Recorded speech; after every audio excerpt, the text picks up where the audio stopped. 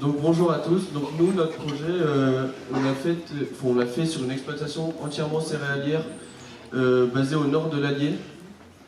Donc cette exploitation, je vais vous faire une présentation de l'exploitation. Donc c'est une EARL avec une SAU de 175 hectares et 1,3 UTH dont un associé, Hubert de Grange, 49 ans, et un salarié avec un tiers-temps à peu près.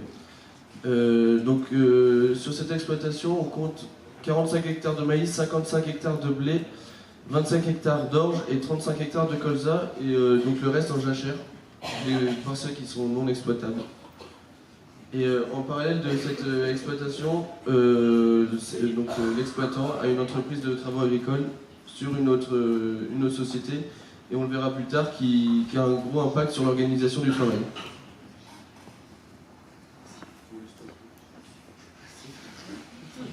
Bon, donc l'historique, installation en 97 sur 60 hectares avec un atelier, donc grande culture et quelques vaches et un emploi à mi-temps à l'extérieur. En 2002, il a décidé d'arrêter l'élevage parce qu'il n'aimait pas ça. Ensuite, en 2009, il reprend 105 hectares, donc pour arriver à 170 hectares.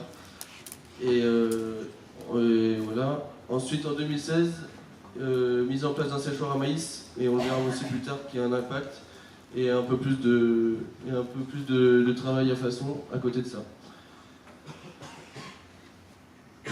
Donc du coup, dans l'essence du métier, pourquoi le métier d'agriculteur? On a posé plusieurs questions donc à Hubert, l'agriculteur concerné.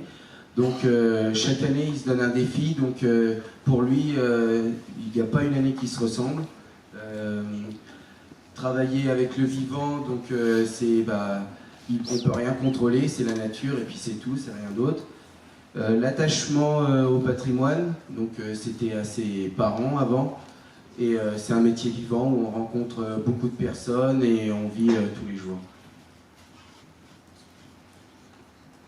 Donc l'évolution de l'indépendance du métier. Donc il a tout, c'est d'être indépendant. Donc il a un salarié qui est là les 3/4 du temps. Donc du coup il se retrouve des fois tout seul. Donc c'est là où il peut se libérer du temps parce qu'il est aussi adjoint à la commune, donc ce qui lui prend aussi pas mal de temps. Après, il y a la pression sociale qui est un tout petit peu plus difficile parce que là, l'exploitation, elle est vraiment ancrée dans l'usinier, donc c'est un petit village où faut travailler avec les citoyens tout le long de l'année au niveau sanitaire, au niveau phytosanitaire, tout ça. C'est assez contraignant et c'est pour ça qu'on a choisi aussi cette exploitation. Donc viabilité et vivabilité, donc économiquement viable grâce à l'EURL, donc c'est sa prestation de service qu'il a à côté. Il arrive à se dégager 15 jours de vacances par an, mais c'est pas 2 fois, c'est pas 2 semaines d'un coup, ça va être 3-4 jours par-ci, 3-4 jours par-là, mais tout le temps dans la famille. Il part pas beaucoup en vacances pour visiter d'autres choses, c'est plus la famille. Il a pas mal d'activités de loisirs, et puis il a une grande ouverture d'esprit, il écoute beaucoup de personnes, et c'est ce qui lui fait un point fort pour son exploitation, parce qu'il se diversifie la plupart du temps. Donc en conclusion, au niveau du sens du métier, on lui a posé plusieurs mots, et du coup on lui a demandé d'en sélectionner 2. Donc utilité, parce que sans l'agriculteur, il nous a dit que la nature ne serait pas entretenue. Ce n'est pas être la DDE qui était dans son petit tracteur qu'on double ou qu'on croise à longueur de journée. Le relationnel, parce qu'on est tout le temps avec des personnes, tout ça tout au long de l'année. On parle avec beaucoup de monde, on échange, et ça, Hubert nous a vraiment fait comprendre que c'était important dans le métier d'agriculteur. Après, il y a l'organisation du travail. Du coup, on a pu voir qu'il y avait 3 personnes présentes sur l'exploitation. Hubert, le chef d'exploitation, Flavian, l'ouvrier qui est à tiers-temps, et Roch, son fils, qui est aide familiale pendant les vacances et les week-ends principalement. Nous pouvons voir aussi avec différents niveaux de formation. Nous pouvons voir que le chef d'exploitation a fait un BTS et ensuite une licence. Il a donc un bac +3 qui lui permet d'avoir un raisonnement pour mener son exploitation et qui permet aussi d'avoir une ouverture d'esprit relativement importante, comme on a pu le dire précédemment. Mais à côté d'être exploitant, il a d'autres activités, comme être conseiller municipal sur la commune, parce que pour lui, la vie rurale, c'est pas seulement exploiter, mais c'est aussi faire vivre la commune où il vit, et son URL qui permet d'amortir du matériel sur une plus grande surface. Un point important sur l'exploitation, c'est que l'ouvrier, qui est aucunement associé, aucunement de liens familiaux, participe quand même à la prise des décisions pour l'évolution de cette exploitation. C'est une tâche qu'on a pu relever et relativement importante, vu que c'est loin d'être une généralité dans les exploitations agricoles. L'organisation sur une année, là on a fait la présentation de la culture de colza, vu que c'est une des cultures la plus difficile avec le plus de passages, même s'il y a des essais de diminuer ce nombre de passages, il y a des passages qui restent nécessaires obligatoirement. On peut voir que c'est réparti tout au long de l'année, mais celle-ci c'est pour simplement une culture. Après on a fait un tableau pour mettre toutes les activités sur un même tableau.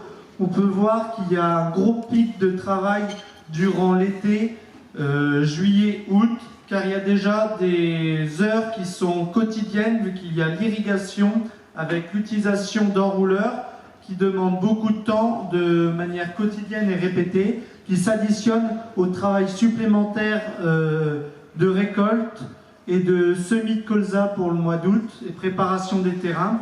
À côté de cela, il y a aussi les heures qu'il fait en UE pour l'entreprise agricole.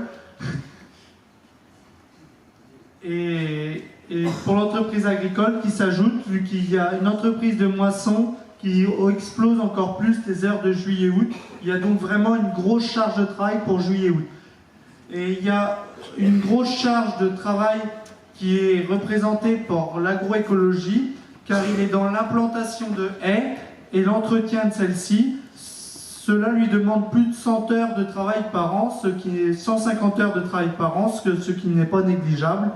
Alors que si toutes les haies étaient arrachées, on pourrait partir 150 heures de travail en vacances en plus.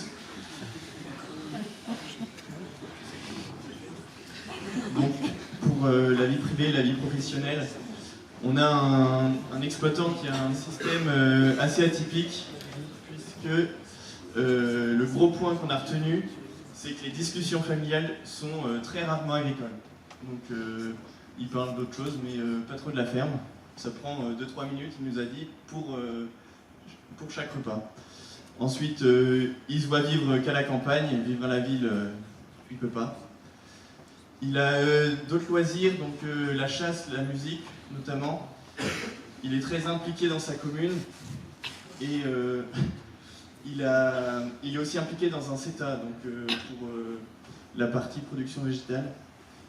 Il fait aussi des sorties culturelles dans des musées assez régulières. Et enfin, il a une épouse qui n'intervient pas du tout sur l'exploitation. Pour la santé physique, et on a analysé santé physique, santé psychique en fait, pour essayer de voir si l'agroécologie avait un impact sur cette santé. Donc on a d'abord relevé les accidents qui sont déjà arrivés à cause de la fatigue. Ça n'a jamais été très grave, mais c'est toujours pénalisant. Ensuite, on a un fort ressenti de fatigue et d'usure, notamment lié à l'âge. Et il s'en rend compte quand il y a des jeunes et que les jeunes abattent plus de boulot que lui.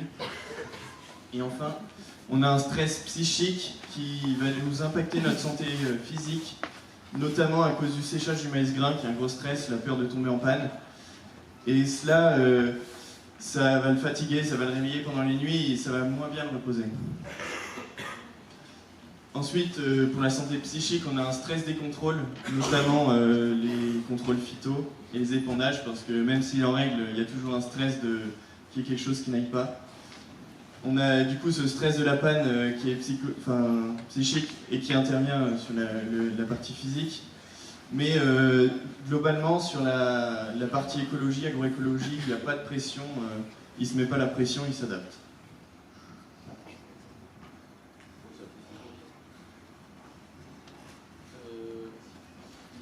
Donc l'exploitation est à la proximité de la ville de Lusigny, donc je ne sais plus si on a une photo, je crois pas.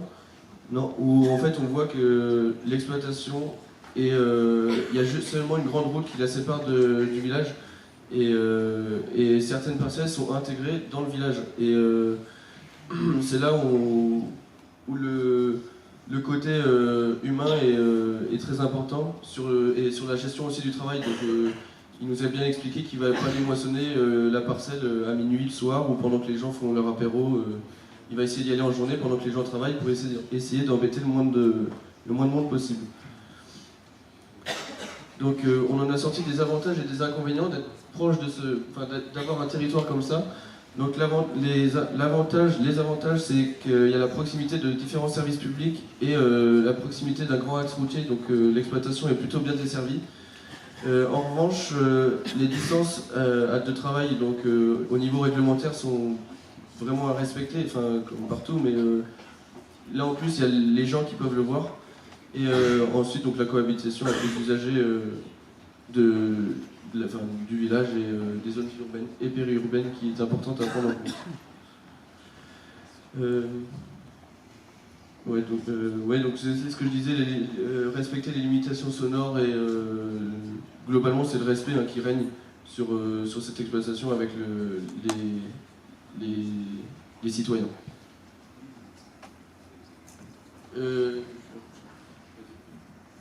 Du coup, on a pu en conclure que l'agriculture, c'est tout un grand nombre de points qui est relié.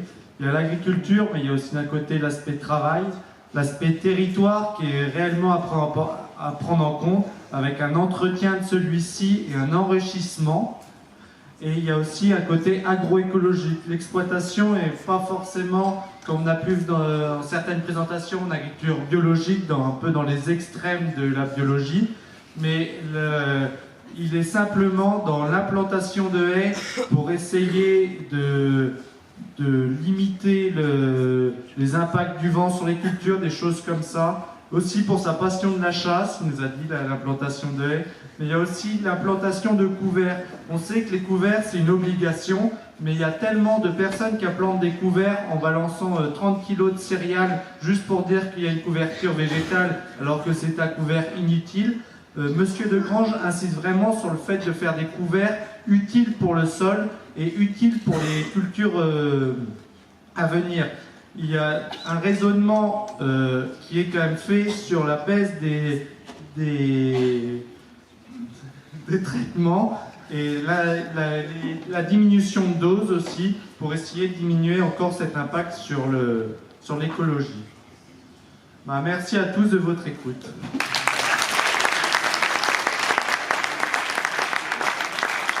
Merci beaucoup. Autre territoire, autre ferme. Et donc c'est Sophie aussi, qui à nouveau, qui a participé à l'atelier, donc qui va venir discuter un peu avec vous. En tout cas, merci pour cette excellente présentation. Et j'ai retenu que le mois prochain, donc, je propose à mon employeur de transformer 150 heures de travail en 150 heures de vacances. Je ne sais pas s'il appréciera, mais merci de la suggestion. Donc, on a vu dans votre exploitation justement que les pratiques agroécologiques avaient donc des répercussions sur le travail, soit en positif puisque la diminution, la simplification des techniques culturales, ça permet de diminuer, et en même temps l'implantation de haies et leur entretien, etc. Là, on augmente plutôt le travail. Donc, pas facile, l'agroécologie, de dire quel impact cela a sur le travail. Par contre, on s'est rendu compte que l'exploitant, il paraissait un peu fatigué, débordé, stressé. Et moi, ma question, c'est que quelles sont les recommandations, quelles sont les solutions, quelles sont les idées que vous pourriez suggérer si vous étiez dans cette exploitation-là et que vous deviez organiser le travail? Est-ce qu'il y a des choses que vous changeriez pour justement améliorer les questions de santé, ces questions de santé au travail? Moi déjà, j'irai pas jusqu'à déborder parce que il a réussi à se dégager du temps pour déjà pour nous. Dès qu'il a du temps quand même, du temps libre pour partir en vacances, il arrive toujours à se trouver du temps. Mais c'est un stress, mais qui ne le ronge pas. Il va pas non plus avoir on va dire, des idées noires parce qu'il a ce stress, tout ça. Non, c'est juste le stress, c'est un petit stress, mais qui a toujours dans le coin de la tête une idée qui est tout le temps en train de le ronger, tout ça. Mais ça n'a rien, c'est pas non plus, ils sont écrasés par le travail, tout ça. Ça va pas jusqu'à ce qu'on pourrait penser, où on peut retrouver dans certaines fermes des personnes qui sont débordées de travail, qui travaillent. Là, il a beaucoup d'activités extérieures, il arrive à se dégager du temps. Là, on a insisté sur le stress au niveau du séchage du maïs à l'automne, parce qu'il y a les semis de blé et d'orge en même temps. Mais en fait, ce stress, il est assez prenant, mais pas très longtemps, au maximum 3 semaines. Donc, c'est vivable, et c'est vraiment sur ces 3 semaines où là, psychologiquement, c'est costaud, quoi. C'est surtout ça. Puis après, il y a une autre problématique, qu'aujourd'hui, sur sa ferme, on va dire qu'en termes de temps, il pourrait largement s'en sortir sans être débordé, mais il a son entreprise agricole à côté pour pouvoir amortir des matériels qui sont de plus en plus chers et qu'il ne pourrait pas amortir sur sa seule exploitation. Il y a donc cette problématique-là qui ressort, et du coup, sa surface, on va dire, n'est pas suffisante pour amortir du matériel. Il est donc obligé de l'utiliser dans les exploitations voisines. Et cela lui demande beaucoup de temps, mais lui permet d'avoir des matériels efficaces pour travailler sur son exploitation.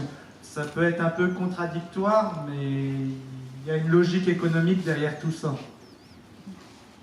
Non, mais tout à fait. Effectivement, je pensais beaucoup aussi à l'usure professionnelle, en fait, au fur et à mesure des ans, quand il dit qu'il a du mal à se comparer aux jeunes, qu'il travaille plus lentement, qu'il est plus fatigué, c'était en ce sens-là aussi. Mais il a mis effectivement des solutions en place. Et il y a aussi des choses, donc par exemple, il a fait ce choix-là de créer une entreprise à côté de son exploitation, mais il existe aussi des CUMA, par exemple, qui permettent d'avoir du matériel performant et de moins investir, et donc d'être moins obligé de s'agrandir. Ce sont ces questions qui peuvent se poser. Et puis j'en avais une seconde, c'était quelque chose d'important dans cette exploitation-là. Donc le salarié qui est sur l'exploitation est là depuis très longtemps. Et pourriez-vous nous dire, en fait, comment il arrive à fidéliser en fait, son salarié? Quels sont les moyens qu'il a mis en œuvre pour fidéliser? Alors, il n'a pas de lien au niveau de la famille, tout ça avec le salarié, et il le connaît depuis tout petit. Il a toujours été à la ferme chez lui, il est toujours monté sur les tracteurs quand il était tout petit, tout ça. Après, le salarié a aussi une exploitation à côté. Et donc du coup, on peut dire qu'il a la tête aussi sur les épaules. Ils se font vachement confiance et ils sont... parce que le jour où on les a rencontrés, il y avait le salarié, il a dit c'est peut-être pas jusqu'à un père mais pas loin. Il m'a appris à travailler, il m'a appris à faire plein de choses. Et du coup, il dit maintenant j'essaye de le remercier comme je peux, me dégager du temps de ma ferme pour venir même s'il n'y en a pas besoin. C'est vraiment... ils ont vraiment confiance entre ces deux personnes. Oui, c'est une reconnaissance mutuelle l'un envers l'autre. On a vraiment senti un lien très fort entre le salarié et l'exploitant. Et puis peut-être aussi que l'exploitant, il a aussi aidé le salarié, il a su l'écouter et il l'a aidé aussi à s'installer parce que ce n'est pas évident pour un exploitant d'accompagner la trajectoire professionnelle d'un salarié. Probablement que dans cette exploitation-là, c'est quelque chose qui a été fait de façon à ce que le salarié il trouve son compte parce qu'il a pu suivre son projet, en fait, il a pu construire son projet en accord avec son chef d'exploitation, ce qui n'est pas souvent le cas et ce qui est relativement emblématique pour le faire. Merci beaucoup. On va prendre... Effectivement. Là, attendez, on va prendre une ou deux questions aussi. Cette ferme qui est encore un autre modèle de ferme. Donc franchement, on balaye, je pense qu'on balaye tous les systèmes de production français là. Donc c'est très intéressant. Donc sur cette ferme qui est en polyculture avec la question, avec l'entreprise agricole complémentaire. Est-ce que vous avez des questions à poser on dit quoi? On dit aux Moulinois? Moulinois. Alors, relevez la main, oui.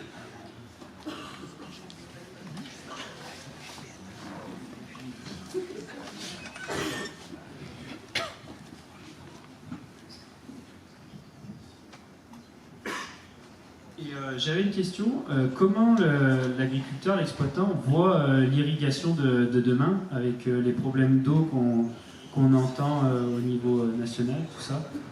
Donc voilà.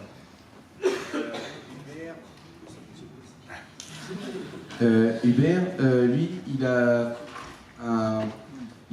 juste un étang, il n'a pas de forage ni rien. C'est juste un étang qui est où, en fait, c'est un peu automatique, mais bon, il irrigue, les drainages reviennent dans l'étang, et en fait, jusqu'à temps qu'il ait de l'eau dans l'étang, il irrigue, mais il n'y a rien d'autre à part ces parcelles qui va pouvoir irriguer. Il va pas, c'est juste naturel ce qui récolte. Alors, je passe le micro. Si, c'est bon là, Il s'éteint de temps en temps. Non, ça va.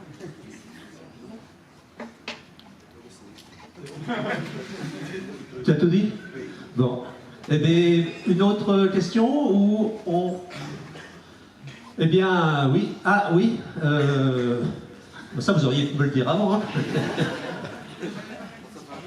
Bon, ben c'est bien, ça.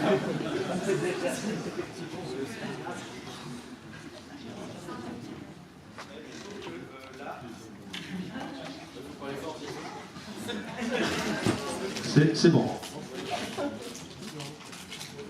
Mais est-ce que avec cet étang, il arrive à subvenir à ses besoins d'irrigation?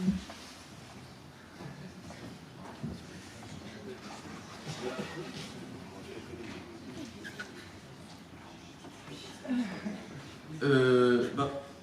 Oui. Donc l'étang il est suffisamment grand pour arroser les 40 hectares de maïs de l'assolement. Je me rappelle, je sais plus combien il avait dit quelle surface il faisait, mais il a dit que les capacités d'arroser le maïs l'été étaient remplies et ça suffisait pour cette culture. Voilà.